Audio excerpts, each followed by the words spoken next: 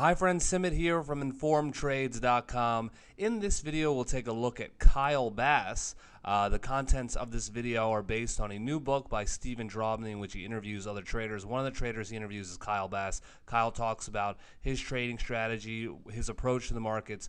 We'll sort of cover some of the highlights from that interview. I definitely think that interview was great. It's available for free online. There's links beneath this video for those interested in checking it out. Okay, key points. Kyle Bass comes from a middle-class family in Texas. He said, when he was in college, he was basically broke.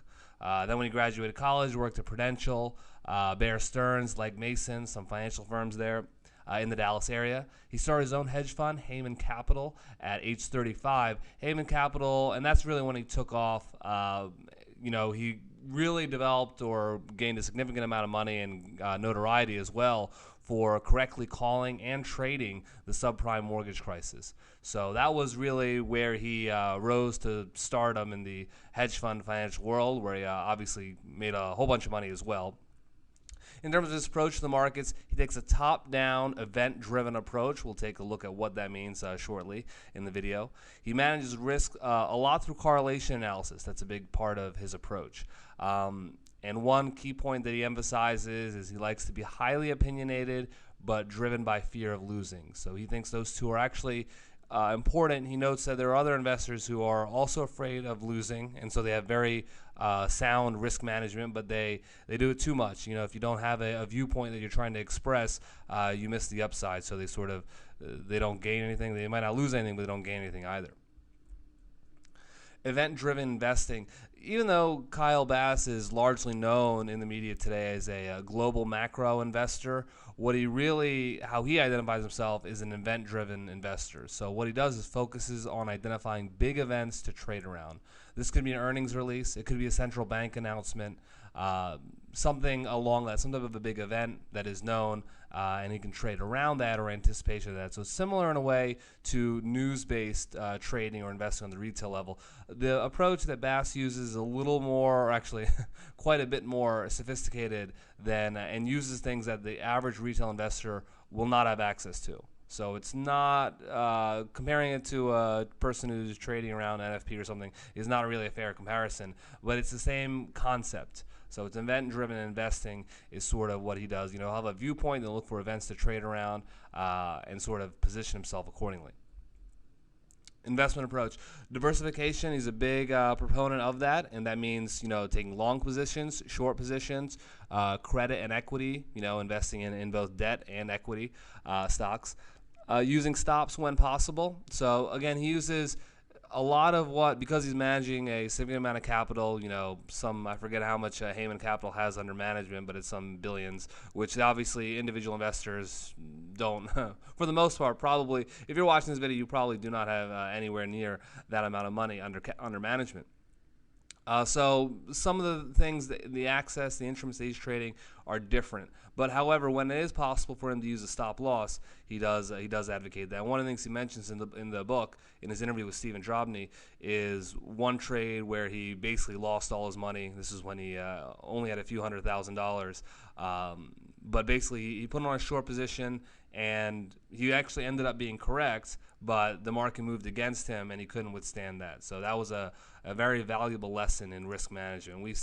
We've done a number of trader profiles like this on Informed Trades, and that's been a lesson that comes up recurringly. You have to be able to manage risk, and stop losses are a great way of doing that if you're participating in a market that offers them.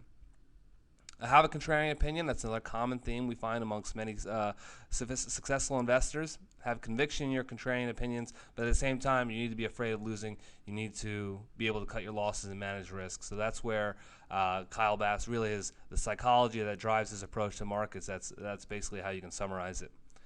He thinks carefully about how to structure trades. And this is something that I think is, and from my experience in studying a lot of traders, Bass seems to emphasize this more than many others. And he has a lot more options in terms of structuring trades than an individual investor who basically just has brokers that they can deal with on a retail level. But basically, he's very fundamental. So we'll identify a viewpoint, and then I'll critically assess what are the best ways of expressing that. So that's something that even, for instance, a lot of forex traders, they can think about, interest rates. They can think about bonds related to the currency, equities, options. So a combination of that. Bass also is very knowledgeable in a wide variety of instruments. Collateralized debt obligations, options, stocks, of course. Various types of debt, corporate debt, treasury, government debt, public debt, precious metals, currencies. So understanding all that is enables you to identify how to structure trades, which can be done to really optimize your risk reward. And that's a key part of knowing how to structure trades. Really enables him to minimize the risk that he has, and that's something that he's doing now in his yen trade, which sets up our next slide. Current views. He calls long gold, short yen the trade of the decade. We've talked a lot about his views on the yen and other people's views on the yen. We have quite a bit of coverage on this on Informed Trades. There's some links beneath this video about that if you're interested. In the interview, he expects dollar yen to go to 350. So right now it's at 103. So we're talking about a 20,000 pip move here.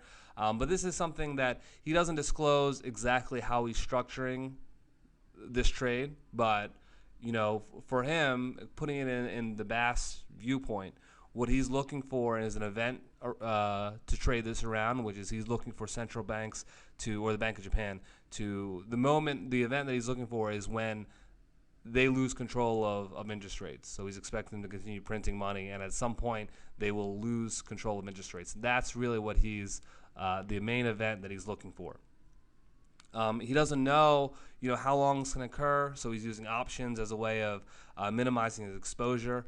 So it's sophisticated, and he's probably doing some things that the average individual investor won't be able to do.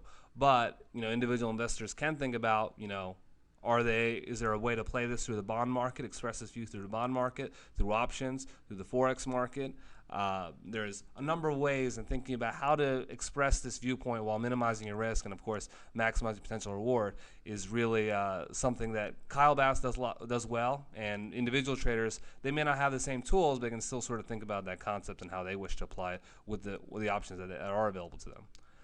In the current environment, and he has sort of a lot of perma-bearish views, he is a fan of owning operating businesses and productive real assets. Productive real assets means, a lot of natural resource type things, a lot of energy plays, oil wells, assets that are like that are still producing, as well as operating businesses. Nestle is a company he cites. So a company that's actually operating, generating earnings, that's what he likes. And while he is concerned about the macroeconomic situation, he does not expect the payment system in the world to break down. So he still thinks basically that trades you put on will be honored. This is something that there are people who do not share this viewpoint. So that's something to consider when you're placing a lot of trades, whether, if there a significant counterparty risk where the brokerage firms are going to collapse, MF Global type incidents. MF Global, now those investors have gotten their money back 2 years later, but there is a question of, is that type of event going to occur again, and does that hinder the ability of getting trades executed the way you would expect it to? That's about it. Just a quick overview. I definitely recommend checking out the full interview with Kyle Bass. It's available for free online. You can check out the links below to Stephen Drobny's website to get that. If you have any questions, anything you want to add, join us at informedtrades.com. Thanks and best of luck in your trading.